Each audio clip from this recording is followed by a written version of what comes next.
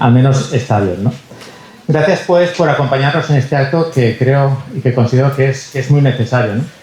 Hoy venimos a escuchar preguntas reales de mujeres reales que vienen a plantear problemas reales que tienen muchas mujeres, ¿no?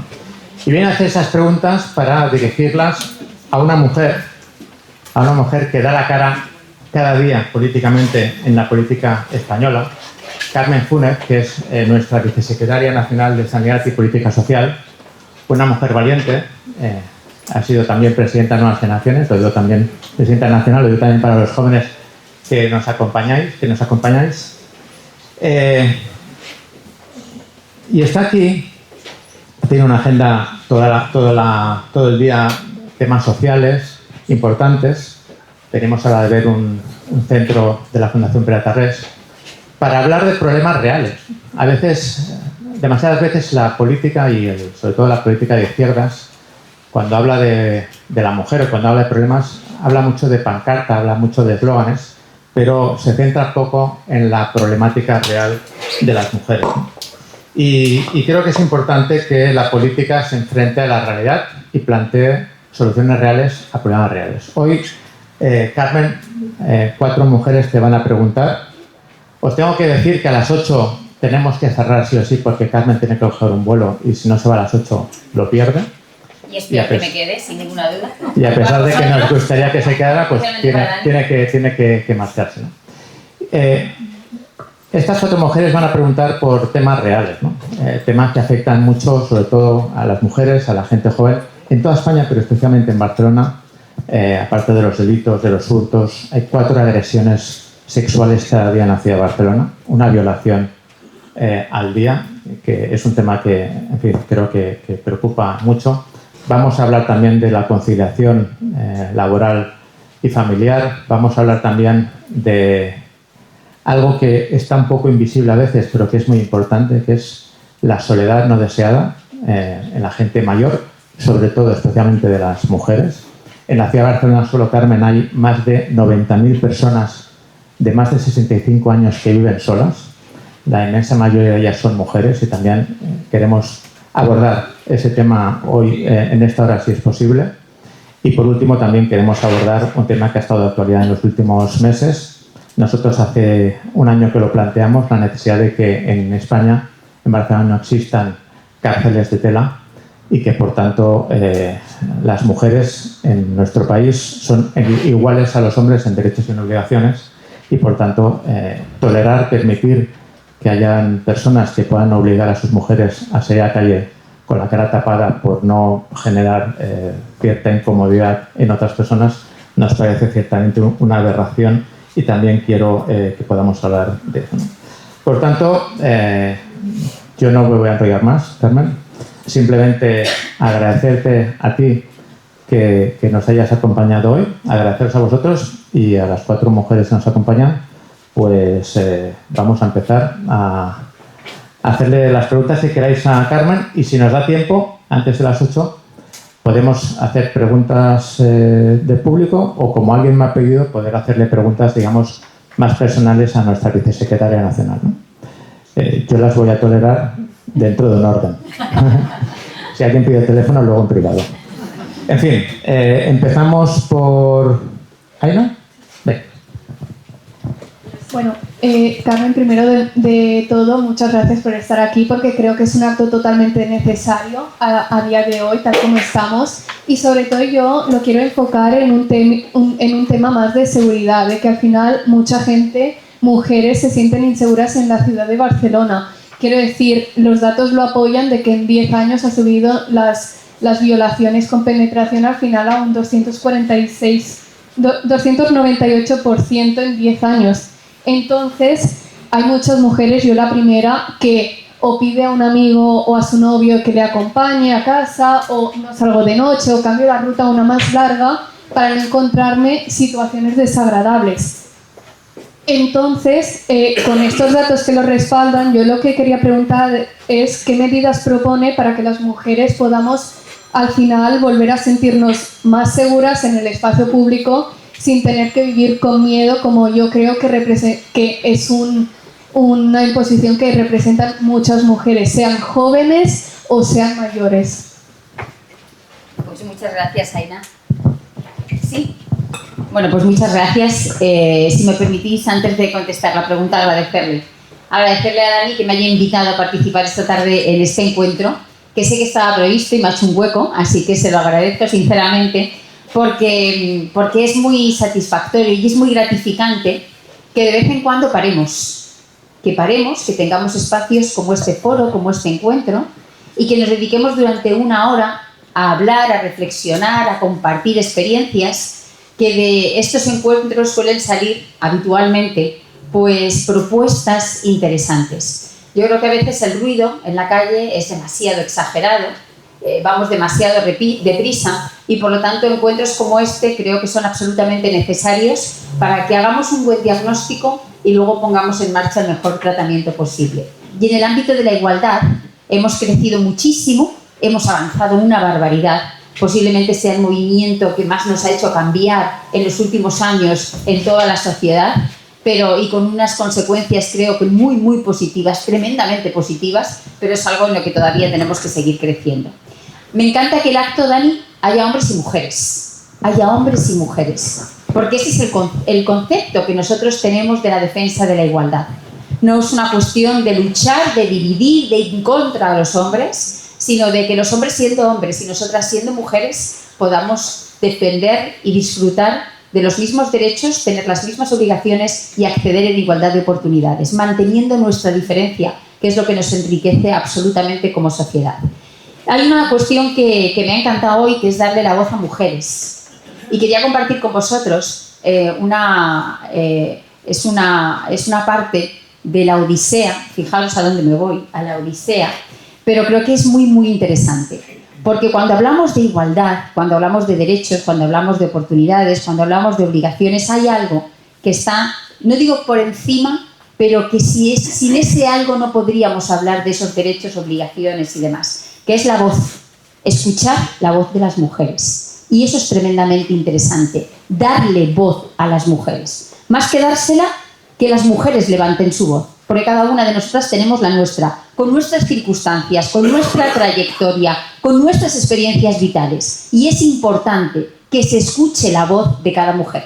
En la Odisea se explica cómo en esa historia en la que Ulises se va a la guerra, su mujer se queda, Penélope esperando, pues hay un momento en el que ya daban por perdido que Ulises volviese y deciden pues los gobernantes que quedaron allí, pues que eran pretendientes, que se proponían como pretendientes de Penélope, la mujer de Ulises, porque pensaban que Ulises no iba a volver, y que organizaban ciertas fiestas con poetas, con músicos, que intentaban entretenerla y convencerla de que diese un paso más y que olvidase ya a Ulises. Y en una de esas fiestas hubo un momento en el que ella pidió que se cambiase, que las poesías que estaban recitando eran tremendamente tristes y que quería oír algo que le produjese pues más alegría, o algo que fuese más hermoso que aquellas historias tan tristes recordando a los que no volvían de la guerra y demás, ¿no? Y entonces ella pidió que se cambiase, y en ese momento surgió la voz de un hombre, la de su hijo Telémaco, que le dijo: mujer, la voz de esta casa es la mía hasta que vuelva mi padre, y tú vuelve a tus labores del telar y de la rueca. Se dice, las historiadoras cuentan, que esa es la primera vez, el primer testimonio por escrito en el que a una mujer se le pide que se calle. Por eso es tan importante que ahora ninguna de nosotras nos callemos, porque hemos avanzado mucho, hemos crecido mucho, y cada una de nosotras tenemos que tener nuestra voz. Por eso yo te felicito. El hijo era del PSOE. ¿Eh? El hijo era del PSOE. Claramente, sobre todo compañero de Ábalos, ¿no? Que ya sabemos el valor que le daba a la mujer. En cualquier caso, por eso yo creo que es tan importante el hecho de que hoy 4 mujeres tomen la voz, y empezamos por ti. Mirad, yo creo que la igualdad yo creo que no es un fin en sí mismo, sino que es un medio. Porque de lo que estamos nosotros en el Partido Popular, el principal valor que defendemos es el de la libertad. Y para poder vivir libremente tenemos que hacerlo en condiciones de igualdad y acceder a poder decidir nuestra vida en condiciones de igualdad. Por lo tanto, de lo que estamos hablando es que nosotros queremos elegir cómo vivir, queremos elegir cómo formarnos, queremos elegir en qué trabajar, en qué estudiar y dónde vivir, en qué ciudad vivir. Y para eso tenemos que hacerlo en condiciones de igualdad. Por eso es tan importante que trabajemos por la igualdad. Y porque la igualdad es esencial para disfrutar de una libertad plena, que es, respetando las diferencias de cada uno de nosotros, poder elegir qué vida queremos tener y cómo queremos vivirla. Y desde luego lo que no queremos vivirla es con miedo. Y efectivamente que el miedo está llegando a nuestras calles. Aquí en Barcelona, en otros rincones de Cataluña, pero también en otras ciudades de España. Están creciendo de manera considerable algunos delitos, especialmente aquellos, como tú decías, Aina, relacionados con agresiones sexuales. Y lo que hemos visto en nuestro país en estos últimos años es que está siendo tremendo, tremendo. Primero porque se ha conseguido algo que es incluso dar pasos atrás en lo que se refiere a la defensa de la igualdad. O también generar cierta incredulidad cuando se habla de este tipo de agresiones sexuales en la sociedad por parte de la gente más joven. Por lo tanto, lo primero, creo que tenemos que terminar con ese discurso de igualdad en donde se convierte en un campo de enfrentamiento y no en un punto de unión común de toda la sociedad. Cuando tú pones la ideología no al servicio de las personas, sino que tú pones a las personas al servicio de la ideología, las personas al servicio de la ideología, lo que consigues es hacer políticas desde el sectarismo, es poner el muro, y eso hace mucho daño. Y en el ámbito del feminismo, en el ámbito de la igualdad, ha hecho mucho, mucho daño, y creo que es uno de los errores que primero tendremos que revertir. La igualdad no está para pegarnos los unos contra los otros, ni para medir quién defiende más la igualdad, porque al final lo que se ha puesto de manifiesto es que aquellos que querían patrimonializarla son los que más daño le han hecho por la vía de las acciones, de las decisiones en los últimos años. ¿Qué es lo que creo que hay que hacer? Primero tenemos que garantizar, desde mi punto de vista, que las mujeres puedan salir como los hombres con libertad y sin miedo a las calles. Por supuesto. Y para eso es esencial. Primero, tener los miembros de los cuerpos y fuerzas de seguridad del Estado que garanticen esa seguridad. Y en este momento, en Cataluña, como en mi tierra, como en Ciudad Real y como en muchos lugares de España, ¿qué es lo que ha hecho el Partido Socialista desde el gobierno?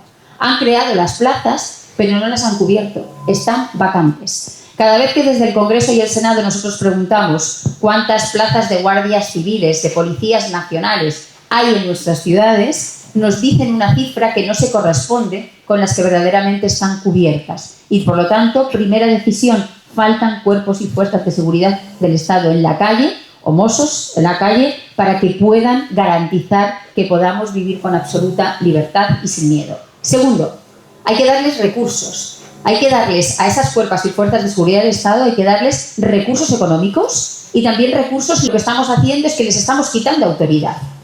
Y que su trabajo tengamos la sensación de que no sirve para nada cuando se hagan ser útiles como ellos quieren a toda la sociedad en su conjunto. Y en tercer lugar, no hacer política del ámbito de la igualdad. Y han hecho política sectaria, como os decía antes, y muy divisiva. Tanto han hablado de la violencia machista, tanto han hablado de las agresiones sexuales, y lo que estamos viendo es que la ley del solo sí es sí ha sido letal. Letal en el ámbito de las violaciones, en el ámbito de las agresiones sexuales y también de la pedofilia, porque son multitud los violadores condenados, los agresores sexuales condenados, que por la aplicación de la ley del solo sí es sí están viendo reducidas sus condenas. Hoy conocíamos, a través de los medios de comunicación, que uno de ellos, que había violado a más de 3 mujeres, le habían reducido su condena en 5 años. En 5 años. Eso es un retroceso que nunca antes podíamos haber imaginado que se iba a dar en España y se está dando. Por lo tanto, yo creo que tiene que haber cambios legislativos para dotar a los cuerpos y fuerzas de seguridad de herramientas que garanticen nuestra libertad, y en segundo lugar, creo que sacar el ámbito de la igualdad de ese enfrentamiento que lleva a hacer políticas sectarias como la ley del solo sí es sí, que nunca antes pensamos que se podía llegar a dar en nuestro país y que a día de hoy muchos violadores condenados con condena firme se están viendo beneficiados por ellos. Muchas gracias. Eva Higueras, tienes la palabra. Buenas tardes, gracias por acompañarnos aquí en Barcelona, Carmen. Mi pregunta es en relación a la conciliación familiar. La conciliación familiar sigue siendo una asignatura pendiente, horarios imposibles, precariedad laboral y la falta de corresponsabilidad. Lo que hace que muchas mujeres tengan que elegir entre su carrera profesional o bien elegir su vida familiar. ¿Qué cambios estructurales cree que son urgentes para que conciliar no sea un privilegio y sea un derecho real de todas las mujeres? Pues muchas gracias, Eva. Mira, empezaba hablando de igualdad y libertad es poder gestionar tu tiempo. Y si hay algo que nos falta ahora mismo a todos es tiempo.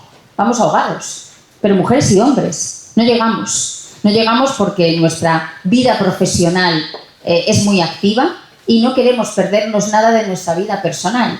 Y al final hay un verbo que conjugamos permanentemente que es renuncias. Hay que renunciar, hay que elegir y terminamos renunciando a un ámbito de nuestra vida, ya sea al desarrollo profesional o al desarrollo personal.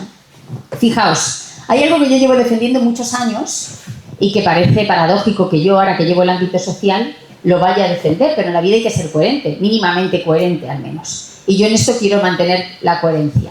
Mira, las políticas de corresponsabilidad y de conciliación no son políticas sociales. No son políticas sociales.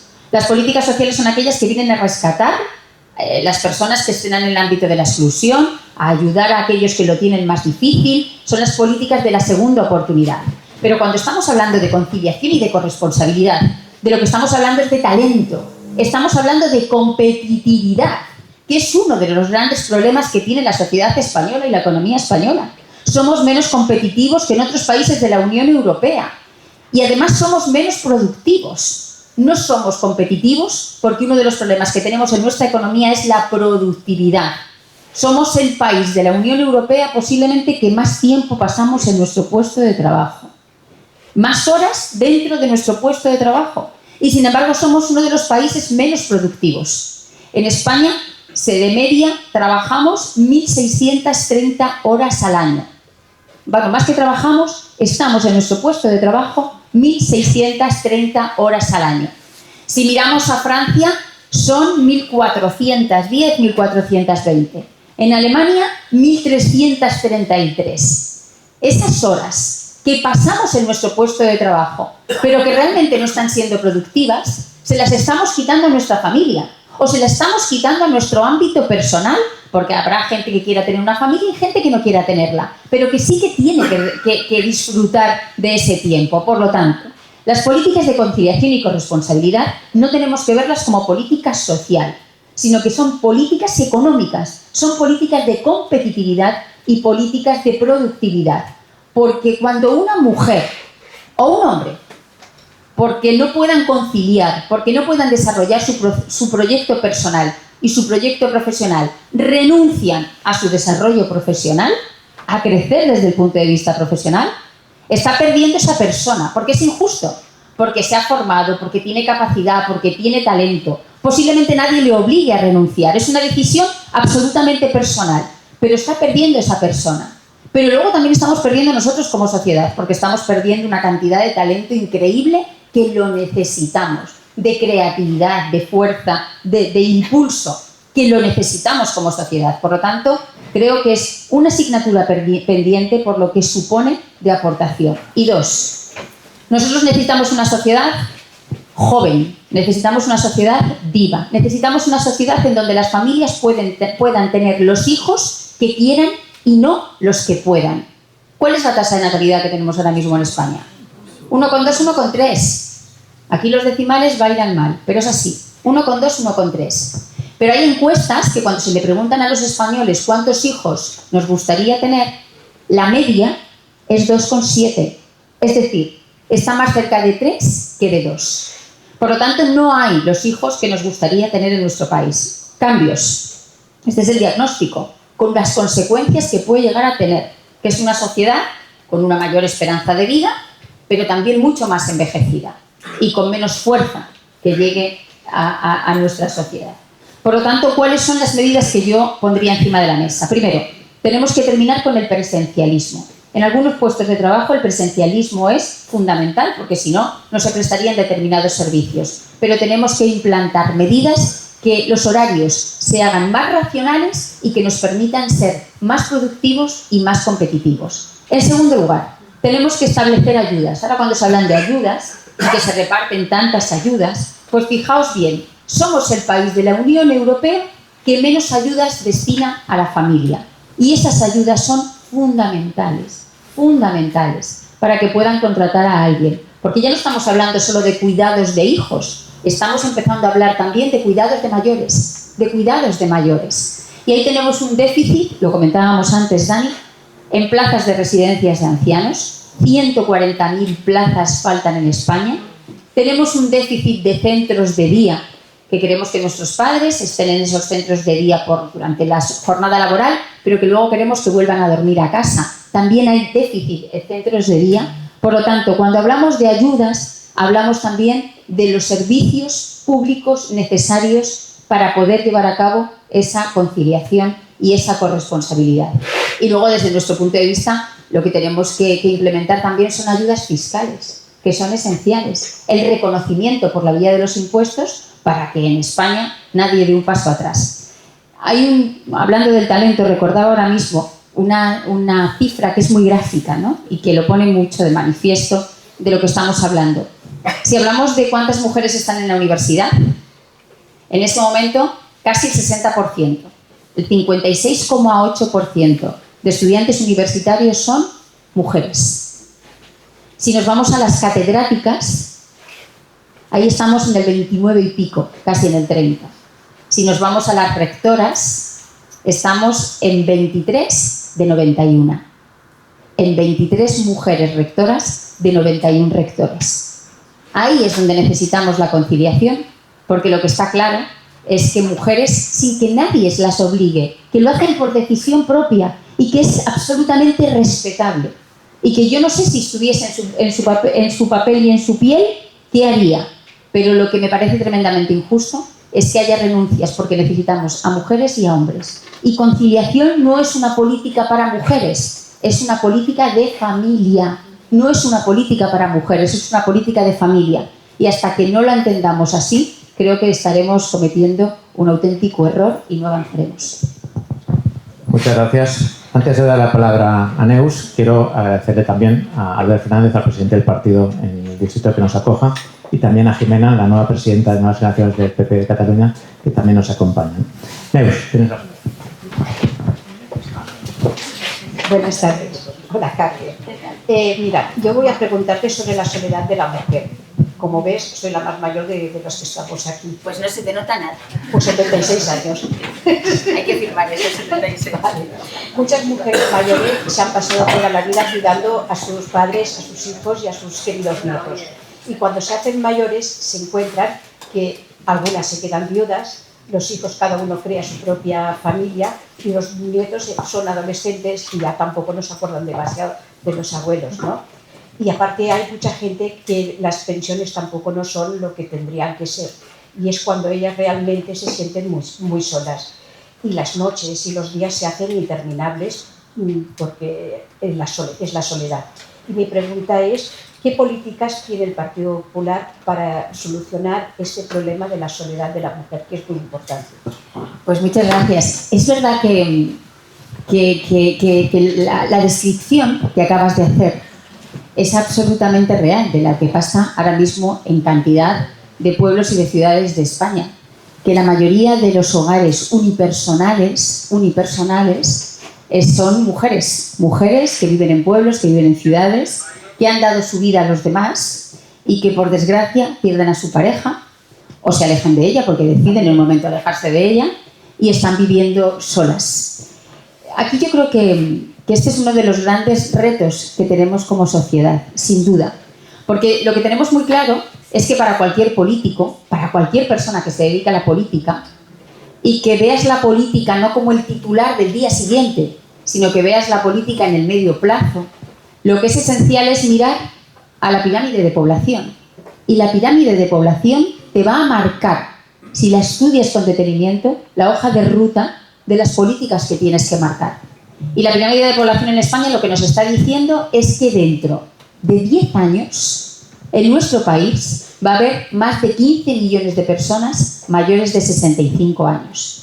15 millones de personas mayores de 65 años que van a necesitar cuidados, que vamos a necesitar cuidados, yo ya estaré también en ese grupo, que vamos a necesitar cuidados, que vamos a necesitar un sistema sanitario muy fuerte, porque afortunadamente las enfermedades que antes nos quitaban la vida, pues ahora están hecho crónicas, hemos avanzado hacia la cronicidad, y la cronicidad también supone una mayor necesidad de control médico y un mayor gasto farmacéutico. Por lo tanto, de lo que estamos hablando es de cuál es el modelo sociosanitario que nosotros le vamos a dar a la sociedad. Estoy hablando de modelo sociosanitario, uniendo estos dos ámbitos, porque en la pandemia, que parece que pasó hace mucho, y yo creo que teníamos tanta necesidad de salir de ella que la hemos borrado, pero ahí nos descubrió nuestro sistema, nuestro estado del bienestar, que estábamos fallando en algo, porque a los hospitales les pedíamos que nos cuidasen además de que nos curasen, y a las residencias y a los centros sociales les pedíamos que nos curasen cuando solo tenían la obligación de cuidarnos. Eso puso de manifiesto que si vamos a tener más mayores que van a vivir más años, tenemos que darles esa vida, tenemos que construir ese modelo que garantice las mejores condiciones tanto en el ámbito de la curación, tanto en el ámbito sanitario como en el ámbito social, que es el de los cuidados. Ese es el análisis que nosotros hemos hecho, y por eso es por lo que el presidente Feijóo a mí me nombra vicesecretaria de Política Sanitaria y Social, porque había que unir estos dos ámbitos, porque esa es la proyección de futuro que tenemos. ¿Cómo lo estamos afrontando? Lo primero, tú hablabas de las pensiones. La brecha que hay en las pensiones de las mujeres en España es de un 29,2% más bajas. Es decir, si sumamos las pensiones que cobran las mujeres y las comparamos con las pensiones que cobran los hombres, las mujeres estamos cobrando casi un 30% menos de media que los hombres. Y además con un nivel de vida que es el mismo que el que tienen los hombres. Los precios de la cesta de la compra imposibles en este momento son los mismos. El precio de la energía son los mismos. Uniéndolo a esto, y perdóname que me voy a meter en un charco que no es este, pero es que el otro día, yo no sé si visteis a Pedro Sánchez, me imagino que sí, es un buen charco, ¿verdad? Sí. Cuando a las 9 de la mañana se presentó delante de nosotros, como hacía en pandemia, a las 3 de la tarde, a darnos el discurso de la guerra de Irak, de las 4 famosas palabras del no a la guerra. Y qué desfachatez la de este señor, cuando se pone a hablar de la crecida de precios que va a haber como consecuencia de la situación de Irán. Cuando desde que él llegó al gobierno de España, la cesta de la compra, los productos básicos, la alimentación, ha subido un 38%. Cuando los combustibles han subido exponencialmente. Cuando la energía no ha parado de subir. Y viene a hablarnos ahora que es que los precios van a subir. Oye, pero ¿a quién le estás tomando el pelo? Es tremendo. Pero bueno, volviendo al tema. ¿Qué es lo que vamos a hacer? Pues primero, tenemos que garantizar que las mujeres no renuncien a su vida profesional. Porque la mayoría de las mujeres que renuncian a su vida profesional o a su crecimiento profesional son las que ahora llevan ese 30% menos de pensión. Por lo tanto, es tan importante que apostemos por la conciliación y la corresponsabilidad para que las mujeres no dejen de trabajar y no dejen de crecer profesionalmente para que luego tengan una pensión digna. En segundo lugar, tenemos que identificar dónde están esas mujeres para sacarlas de casa. No podemos permitir que las mujeres se queden solas en sus casas, aislándose de la sociedad. Y para eso estamos trabajando con multitud de ONGs, de asociaciones que son dinamizadoras. Yo siempre creo y defiendo además, porque cuando conoces muchas de ellas y te reúnes, como hace Dani, que está todo el día en la calle, pues yo también estoy, gran parte de mi tiempo lo paso en la calle reuniéndome con asociaciones y colectivos. Te das cuenta que uno de los grandes valores que tiene nuestra sociedad es el tercer sector, son las asociaciones, asociaciones culturales, asociaciones de vecinos, asociaciones de mujeres, importantísimos también en el ámbito rural, que dan mucha vida, que acompañan mucho a las mujeres y a muchas personas en riesgo de exclusión. Y por lo tanto es importantísimo que trabajemos con esas asociaciones y colectivos para acompañar a las mujeres. Y luego tenemos que tomar decisiones importantes sobre quién va a cuidar a esas personas que están solas, y necesitamos, sin ningún género de dudas, formar a más personas en el ámbito de los cuidados y del acompañamiento. Yo no sé si vosotros os ha pasado, pero cuando buscas a alguien para cuidar, para que te ayude a cuidar a tus familiares, es muy difícil encontrar a personas y encontrar a personas formadas. Si es cierto que el ámbito sociosanitario que os hablaba antes, de curar y de cuidar, va a ser una de las grandes partidas presupuestarias del futuro, tanto de ayuntamientos como del Gobierno de España como de comunidades autónomas, no es menos cierto que también va a ser un foco de generación de empleo, para formar a todas esas personas que tienen que ayudarnos a cuidar y que tienen que ayudarnos a acompañar. En el Reino Unido han creado ya un ministerio de la soledad. Yo aquí no me comprometo ni muchísimo menos a cumplir con esa promesa, porque Feijóo quiere reducir el número de ministerios. Ahora mismo tenemos 23. Casi sería para algunos de nosotros casi imposible recitar el nombre de todos los ministerios y de todos los ministros que los encabezan. Pero no es una cuestión tanto de crear ese ministerio de la soledad, sino como de ocuparnos realmente de acompañar desde el punto de vista presupuestario y también prepararnos desde el punto de vista de recursos humanos para que esas personas no estén solas. Muchas gracias, Carmen. Y ahora la última pregunta, antes del público, Sonia Devesa. Gracias. Bon vespre. Buenas tardes. Bien, me ha gustado mucho cómo has empezado la intervención diciendo que el camino para llegar a la igualdad ha sido largo, que aún queda camino para recorrer, y hoy en día creo que se plantea un debate en la sociedad que afecta a esa igualdad, ¿no? El debate está en el uso del burka y el niqab y hasta qué punto afecta a la libertad religiosa, a la igualdad de la mujer y a la integración en la sociedad. En el grupo municipal, en el pleno del ayuntamiento, presentamos un ruego en este sentido porque entendemos que es una cuestión que también interpela a las instituciones públicas. Y yo te voy a hacer una doble pregunta. Aprovecharé que estás aquí para que sea lo más amplia posible.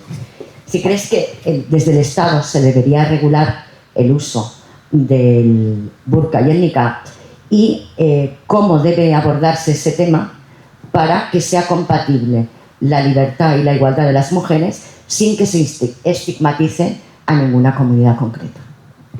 Pues muchas gracias, Sonia.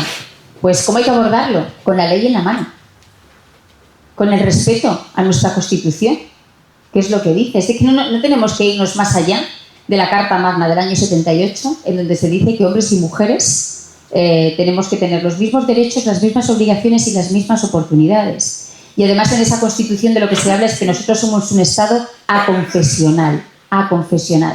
Y por lo tanto, si el catolicismo, que es la religión mayoritaria en nuestro país, no condiciona la aprobación de leyes en España, lo que no tiene ningún sentido es que otras religiones sí condicionen los usos y costumbres en nuestro país y condicionen la aprobación de leyes en nuestro país, en España.